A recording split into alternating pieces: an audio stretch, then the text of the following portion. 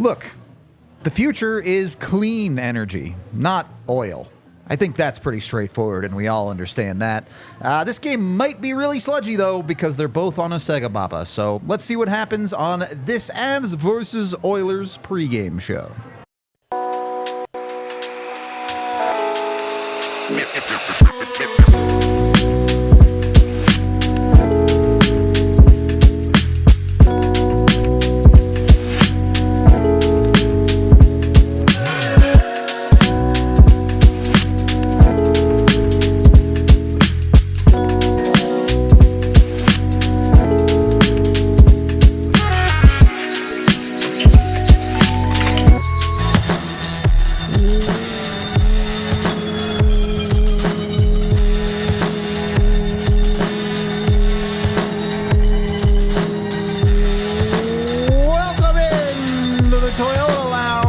For the DNVR Avalanche pregame show. The Toyota Lounge, of course, is powered by your Front Range Toyota dealerships, and the DNVR Avalanche pregame show is presented by Coors Light.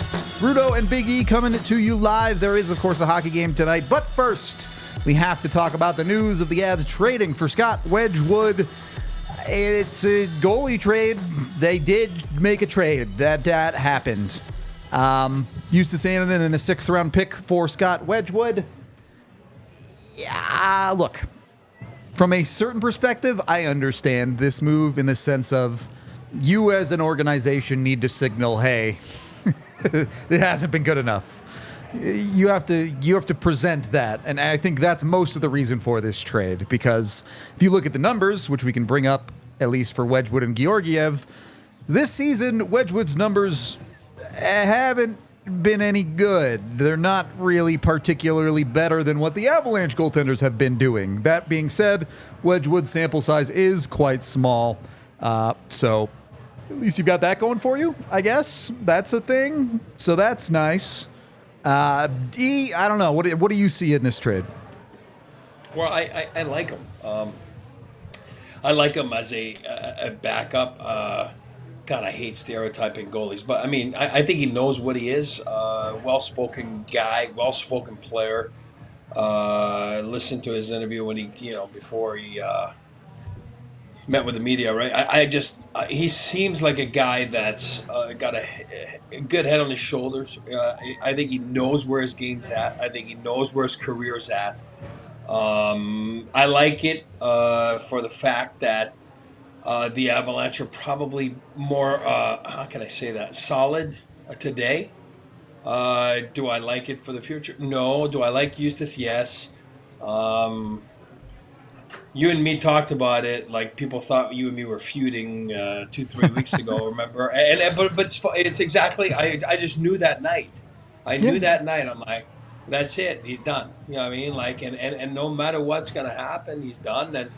And I just feel that you'll never know what you know. Here's my only downfall. Like, I understand why they did it. I get it. I'm not opposed to it. I just feel that you'll never know really what you would have gotten from Eustace after 6, 7, whatever it was, years that you've developed him. I felt that you were right there. I thought he won 5 out of 6 to, pull the plug on him a little bit, kind of pull the reins back. He didn't deliver after a lengthy pause, you know what I mean, and then came back pretty strong and then had a tough outing, you know what I mean, and I think that, I don't know, I don't know, for the future, I feel that, obviously a young guy for an older guy, it doesn't take a rocket scientist to figure that one out, but for today, like, to give you a guy that's got a presence in the National Hockey League, I think he does. I think he's well respected, Wedgwood. Do I think that's the answer to go win it all? I don't think so. I don't think it changes my mind on the other guy, but whatever. I mean, it's a move. It's a move. I think they got better for today, for this year maybe. On the future, I'm not sure. I don't know. But again, I'm not worried about Wedgwood. I'm worried about the other guys. Yeah. Does this really move the needle very much for the Avs? No, I don't think so. I don't think it makes that much of a difference one way or the other. if you want to talk yourself into Wedgwood, if you go back a couple years, he's had a few years as a decent to good NHL backup. The last 2 years, he's struggled quite a bit. If by that I mean this year and last year, he had to play a lot and put up a sub 900 last year. Obviously, his numbers have been bad this year. That doesn't mean he can't bounce back. That doesn't mean he can't function in the Avs system. It could work, but realistically, this still feels like I don't want to say a reactionary move, even though I do think it's some of that. I don't think this is a move that really makes the Avs better in any sense as far as their on-ice product is concerned, but I think it might make them feel better mentally, which isn't nothing. Again, to me, the point of this trade is showing this organization, hey, we're not abandoning you here. We are going to try and make moves to make it better, and we believe goaltending is a problem. I don't think this solves that problem, but it does show you that this organization isn't just sitting on their hands. My only thing is I wish, for example, if I could go back in time, I wish that could have been made, let's say, last March. Right? Sure. That's what I'm saying. I would have liked that better last March better than today. I don't disagree with that. Yeah. You probably traded Justus Annunen at the lowest point his value could possibly be. It's not great. It is what it is. You kind of already hashed it out. What we have not heard from yet is Scott Wedgwood himself, who talked a few hours before the game. So let's see what he had to say running into Denver quickly. In my room, kind of trying to figure it out. I opened the peephole. Barry Trotz was standing right there, and kind of, okay, what did I do wrong, kind of thing. And he came in, and we had a nice conversation. So, he's a gentleman, takes care of his guys and stuff. So, conversation with him, obviously, let me know what was going on, and then goalie coach Vanderklok came up, talked to him, and then kind of the agency and that kind of stuff, the traditional trade things. And wife was sleeping, so tried to wake her up, but couldn't get the luck of the draw there, and then try to get back to sleep and get some rest before today. What were your thoughts when you heard it was Colorado?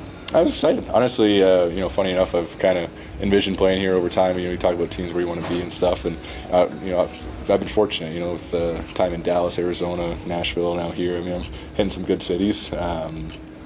Can't forget Jersey, where I was drafted and things like that. But obviously played against these guys a ton over the years, and we've had some battles, and it's nice to be on this side of their skill set. With obviously high talented guys and elite players. So, we're in the race, obviously a cup contender, and that's kind of what you want to play for. And it's obviously exciting to be a part of somebody that wants you. Do you know UC Parkland? Do you know anything about the coaching staff, or how do you feel kind of coming in? No, not on a personal level. I've watched them, pregame skate as goalies for years. As you arrive in rinks and they're on the ice, you kind of just pay attention and watch. And obviously get a chance here in a few minutes to talk to everybody. I was able to talk to Ben Nahr and a few coaches and people yesterday. Obviously texted me quick, but just kind of said we'll see you tomorrow. It's not much you can do in 6 hours in advance. You mentioned the texting. Have you had a chance to talk with many of the guys, kind of start that introduction process? I know Ross Colton, Miles Wood, and Kivi Rancha from years past and different teams and stuff like that. So quick recap with them, but they got their business too. Back to back, it's a quick turnaround, things like that. So we'll all get situated here, and I'll blend in pretty quickly, I feel. Are you backing up Georgiev tonight? I am. How do you feel about that? Just it all happening so quickly? It's quick. Obviously, a little bit of mental warfare with trying to get logistics. I got an 8-month-old at home, so kind of breaking the heart a little bit, not being able to see her. Probably as much as I was going to, obviously living there. So we'll get that sorted. The logistics side is always tough, but they needed a goalie shake-up, whatever the case may be here. I've read the reports. I'm a hockey fan. I watch the entire league, and I want to help. Regardless, it's just another mind to talk to, someone with some experience. The goalie position is not easy. Regardless if you're the best or the worst at it, it's a grind every day, and you want to be the best for your team. You can't win a game as a goalie. No matter what you can do, you can never win it. So, we can work together, get some consistency between the two of us, whatever the team needs. We'll bond and get the ship righted. And obviously, it's tough to be consistent. And if we can find that for this team, there'll be some noise made. How does your wife feel about moving with an 8-month-old? Oh, she's a trooper. She's driven across the country a few times. Dog. She's been stopped at the border with our car. She could write a book, let alone me, on all this stuff. But just told her you need to take care of her right now. We'll get the hard labor done by some people willing to work for it, and then I'll see them soon. And I think I might fly back and grab some stuff for the road trip, because it was just an overnight bag with the quick trip to Mini. What are some of the difficulties as a goalie, just joining a new team mid-season, learning the system, things like that? Yeah, obviously tendencies on certain players. A lot of it's not crazy. Stop the puck. really wherever the shot comes from. But there'll just be tendencies, what they want to do in the penalty kill, what they might give up in certain situations, shot lines, layering of the D zone, certain things that was a change in Nashville. I've never played behind the layer. Obviously, got to change to a new system again. But when it comes down to it, the puck's coming at you, get in the way of it, find a way to do it, and it'll be fun. Obviously, seeing them play for a while and kind of know a little bit about it. But it's always different when you play on New Jersey, but it's fun. Being in the Central Division, what has your impression playing opposite the Colorado Avalanche been? Oh, just, they're never out of it. I think that's been the hardest thing is you feel like you got a 2 or 3 goal lead and you might be able to put them away in the third period, and all of a sudden the game's 1 goal away, 10 minutes left in the third, and now all of a sudden they have a lead before it's over. You push them to overtime, and then you put those, Nico and Kale and Nate on the ice in the overtime, and you're like, okay, let's find a way to win. So you have that kind of threat and the ability to come back no matter the score. It's always been a powerhouse, and the fans are passionate. I've played in this building. It's obviously interesting to try and keep them out of it. They seem to come back to life every time that a few of those guys touch the puck. And depth team, they'll find ways to make you pay for it. Other than the consistency that you're going to try and find here, what do you feel that your strength is coming to this team? Well, I think I've been kind of known as a room guy. I think I can blend that, and it's been one of those things as a backup goalie for the better part of my career. You got to find a way to stay in the league somehow, and trying to mesh top to bottom of the room, high contracts, low contracts, old, young. We're a team, and you can't win without everyone. And regardless of the night, you got guys that can do more any given night. But I think if you can blend it, make it a little bit more of just like a group project, and kind of the best way to put it, it's a lot more fun when you have everybody pulling on the rope, right? So, but then skill-wise, I think you look at my career, sure, there's great numbers and bad numbers throughout seasons and things like that. I'm going to give you everything I got every night. There's no question about that in my mind. Played on some teams that were at the bottom of the league early in my career and found my way in the NHL. I'm very proud of what I've done, where I've been, the ups and downs I've gone through, and now being on a team that's pushing for a cup. I was able to watch Tampa in the bubble there. I was the third goalie for them and got my hands on it, and it's no better feeling in the world. So, with what these guys did a few years ago, and obviously you want to do it every year, it'll be fun to go on that race again. You mentioned the passionate fans in Colorado too. Do you feel any pressure by the goaltending situation that they might kind of push on you? Sure. They're obviously going to have their opinions no matter what, but what happens in that room and what we see in ourselves is obviously a little more important. You want to play for them and make it fun for them as well, but once you start diving into the comments, there's always going to be somebody with something to say, right? So forget who said the quote, but whoever's supposed to be giving you advice is in that room and in this management system, and they went out and got me, and that's what I'm going to bank on and show them what I got. Last ones, guys. Thanks. Thanks, guys. All right, nice meeting you all. So there you go. You hear from the man himself, more of a room guy than anything else, which is, that's kind of part of the job of a backup goalie, who he is the backup tonight. It is Georgiev getting both sides of the back-to-back in this one. Other lineup changes, Josh Manson out, that's not surprising, but Ludwig will draw in for him, and then Nikita Prichapov back up and with the Avs instead of Chase Bradley tonight. I don't know. The lineup is what it is, and it's a back-to-back game for both teams, so I'm expecting a messy one. I'll put it to you that way. E, you got thoughts, or should we go to your hockey in the Rockies for today? No, when you mean messy, who's our guy on the chat there? The Walrus. Hopefully it's not that kind of messy, you know what I mean? So we'll see. Let's see what happens. Well, hopefully your hockey in the Rockies wasn't that kind of messy. Let's see what you guys had to say earlier today. Hey guys, what's up? It's Gizmo, and we are here for another edition of Hockey in the Rockies. The Edmonton Oilers in town, and a huge back-to-back for the Colorado Avalanche. Listen, here's the thing. These games are tricky. Lots going on between the two of them. You've got the Edmonton Oilers in the same situation. They played in Utah. They flew in last night late. I imagine they landed right around the same time at DIA. And now tonight, you have all of this change. You've got a goaltender switcheroo in terms of your locker room. You've got a little bit of uncertainty, but you have to bounce back. Let's bring in Eric Lacroix, because not only is it a situation with goaltending and your changeup and a back-to-back, but your injuries continue to pile up. Josh Manson goes down yesterday. Eric, this has got to be frustrating for the coaching staff. Boy, buddy, it seems like we're talking about this every hockey in the Rockies. I mean, it's getting ridiculous at times. It's a little bit out of hand. It's not normal. You feel bad. I certainly was sick to my stomach yesterday seeing that, oh my God, you're losing another key member. He's done a good job over the years. It's always the next man up mentality. It's always, we worry about what we have in front of us. And I commend that. I think it's awesome, but he's only human. It's got to get down and get you in the gut, like last night it probably did, and it gets old. But what I would say to him, being out of game myself, is, hey, enjoy every moment. One day, 30 years from now, you'll be missing those moments where it's gut-wrenching time, and it's trying to figure out a scheme, try to pump your team up through adversity, and all of a sudden those moments are not there anymore. Sure, I mean, I'm not talking about your family and your kids and all that stuff. I'm talking about life at the rink, you know what I mean? And man, is it fun, because it's an adrenaline rush. It's something you miss when you don't have it on a daily basis. And that's why those guys, Bednar and his staff, are at the top of the food chain, and they do an unbelievable job. And I'm sure they're going to figure out something fresh to deal with this and to get everyone going and pulling on the right direction. Everybody ropes, everybody rides, my friend. Everybody ropes, everybody rides, and they got the right guy at the helm. Good stuff. Obviously, too, the schedule tricky right now for them. They come back from a 9-game road trip. They get a little bit of home cooking, but then they throw in that Dallas game last night, and then after tonight, it's back on the road for another 10 days. How tricky is the schedule, and how do you handle it? Is it more mental or physical? Enjoy every moment is what I would say to this. Enjoy every moment. We were talking a little bit about Coach Bednar and the coaching staff going through adversity and I don't know, like just missing those things one day. It's the same thing as a player.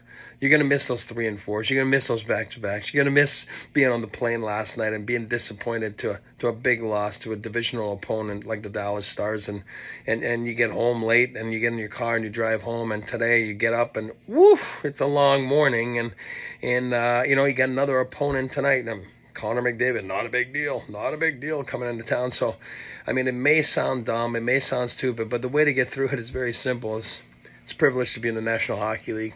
You got to enjoy every moment. And again, as I was saying this, there's no pun intended in my garage there. I see the sign right there. Look, enjoy every moment. I mean, this is right before I said that, I'm like, oh my God, the thing is behind me. But it's true. It's true. And once you feel that, once you believe that, you go out there on a night like tonight and you give it all you got. And I'll tell you one thing. People of Ball Arena are going to be rocking. They're going to be excited to see this team. And everyone knows that, you know what, the Avalanche are for real, and they're going to give their best effort. And boy, oh boy, is it fun to play in the National Hockey League. Good stuff, E. Again, a late one tonight. 8 p.m. is the puck drop at Ball Arena. It is hockey night in Canada, so a national game, but in Canada, not the U.S. You can catch the game on Altitude. You'll also have it on Altitude Radio. Pre-game show, however, for DNVR will be at 7:30. Rudo's got you covered there. We'll have intermissions for you and, of course, a full post-game. Enjoy this one tonight. Should be a good one. I do think it'll be an exciting game. I'm not sure how quality the defense and goaltending will get from either side tonight, if I'm being honest. We'll get to my bets in a little bit about that. E, you're doing all your talking in videos today. You also did a 3 keys for us, so let's see what you had to say in those. I can do it all, buddy. Edmonton Oilers tonight, Ball Arena, Saturday night. Let's rock the barn. Let's go. Key number 1, head down and push. Listen. I understand this is a back-to-back. I talk about 3 and 4 being even tougher than back-to-backs, and I still believe that. So this is the Avalanche 3rd game in 4 nights. You're going to say the Edmonton Oilers played last night as well. Yes, they were victorious in Utah last night in overtime, and this is a back-to-back for them. But they hadn't played till last Saturday before that. So I would say they're going to have their legs a little bit more than the Avalanche. So put your head down. Tired's a state of mind. Maybe. I'm not kidding, but go ahead and just push. Don't worry about anything else, and then do the best you can, and your best should be good enough because you are one of the most talented teams in the NHL.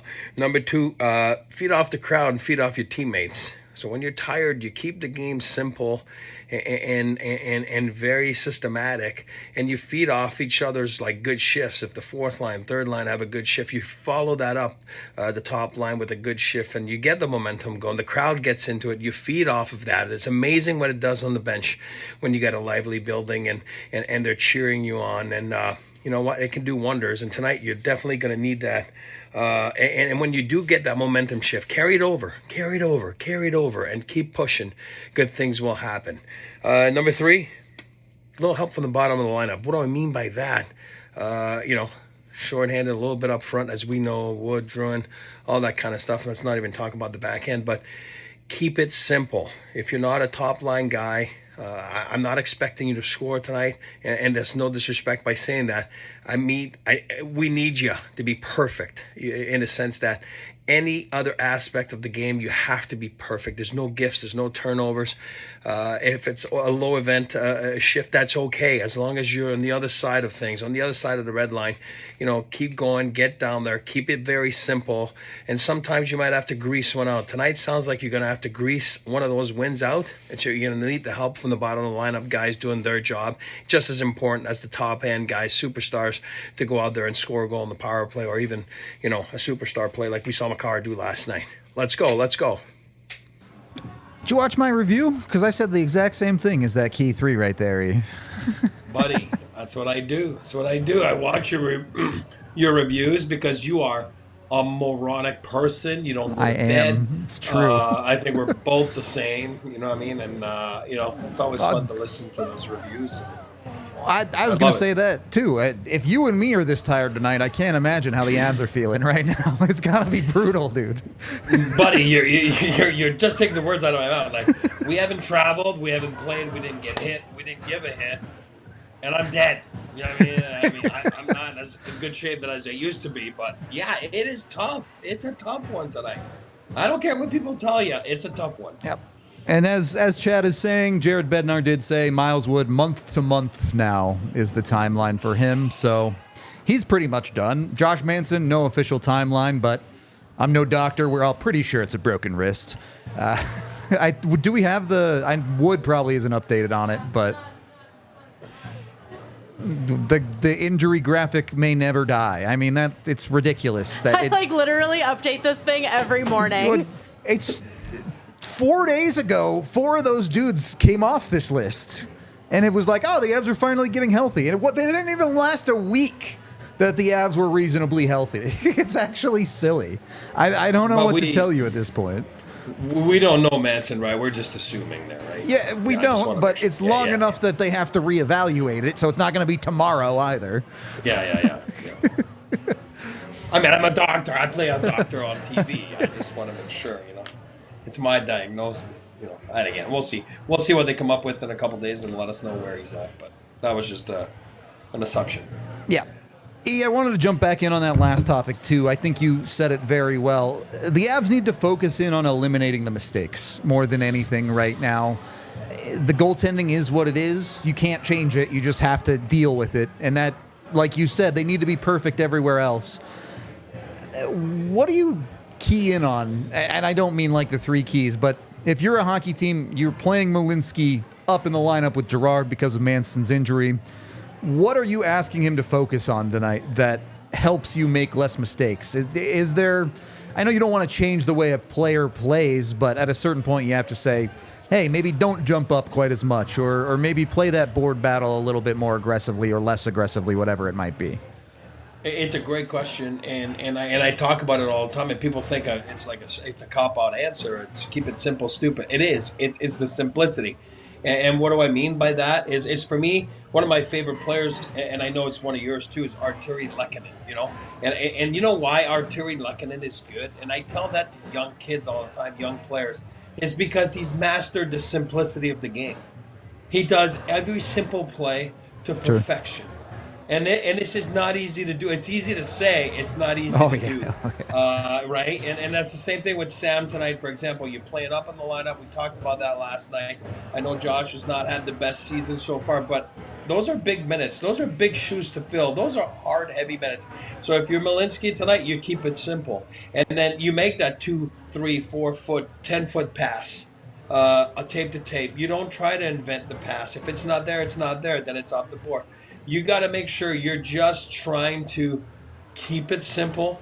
And we used to say that about, like, say, Gooserov, Avalanche 1.0. It'd be like, if you don't notice Goose, that means he had a great game. So if we don't notice Sam tonight in those shoes, and that's not disrespecting Sam, if you don't notice him tonight in those big shoes, that means he had a big game. You know what I mean? And hopefully we look back and you look at the metrics after the game and go, man, he did have a good game. You know what I mean? So I think that's the way you got to look at it. And I think you let him get comfortable a little bit there because it is playing out of position. And then you see what happens. And, again, who knows what's going to happen? We don't know. Again, we were just assuming with Josh. And what's going to be the path moving forward? Who knows? All I know is that they know that they have 3 games in 4 nights. This is their 3rd game. And they haven't had time to breathe, and they'll figure out a path moving forward afterwards. Yep. Look, my anticipation is this could be the stars on both teams throwing haymakers at each other. So we can move into my Bet365 and never ordinary pre-game picks. I am not expecting quality defense, nor am I expecting quality goaltending in this one. I took my own custom over of 7.5. at plus 185. I think a lot of goals are going in nets tonight for both teams. I think most of them are going to come in the second period. With tired legs, that long change, it gets really, really tough, man. You got to go a long way to get back to that bench. Leads to some odd man rush scenarios. We'll put it to you that way. And then I took both teams to score in the first period at plus 140. Score fast, score often, score a lot. Do it that way. I think the Avs might have to outscore their problems to win tonight. I hope I'm wrong about that, but I mean, we'll just have to wait and see. Whatever you're betting on, make sure you do it with Bet365, whether it's the Avs or other games or even different sports. You can go bet on it all with Bet365. What are you giggling about? I was reading chat. I love it. I get a kick out of this. And as you guys know, when I'm in the studio next to you, I can't read the screen because I need my. It's true. Again, I gotta steal Tiff's glasses, but here it's right there in front of me, and I love it. I love the interaction. I think it's awesome. I know you do too. So. Yeah, it's great. Yeah, I know you do too. Yeah. If you are interacting with Bet365, make sure you're 21 or older, physically located in Colorado. And if you or someone you know has a gambling problem, call or text 1-800-GAMBLER today. You know my score prediction. It's going to be like 7-5 or something based on those bets. What do you got? Okay, I'm going to go 6-5 good guys. I'm going 6-5 good guys. 6-5. All right. Might take a lot of offense tonight. It might take that. I think Nathan Mackinnon is probably due for a little bit of uptick in points. Yeah. Have not talked about it a lot on the show. Casey Middlestat's got to start turning it back up again. It's been a pretty long cold streak for him. 2 points in his last 9 games. Just not enough. His season on the whole is fine. He's 18-24. He was wicked hot to start the season. He's wicked cool for these last 10 games, so it's kind of balanced out. Let's see it start to get consistent a little bit here. I agree with you, and especially, and I understand Joe Drouin went back down and Miles went back down. I'm talking about injured. Yeah. But there's still some guys. Val's, a good player. You gotta figure out how to put up some production because it is needed, especially when Nathan's gone. I hate saying that. Dry a little bit the last 6-7 games. Relatively. Exactly. He's still picking up points, but it's not a 2-3 points a night pace. So you got to do your job, and he's talented enough. He's just got to figure it out, and that's the toughest thing to do in the National Hockey League. I say it all the time. It's consistency, and boy, oh boy, it is a tough thing to attain. And maybe tonight's a great night to start. We'll have to find out one way or another. This one actually starts reasonably on time. Maybe. I don't know. Hockey night in Canada is usually a little faster than TNT with the puck drops.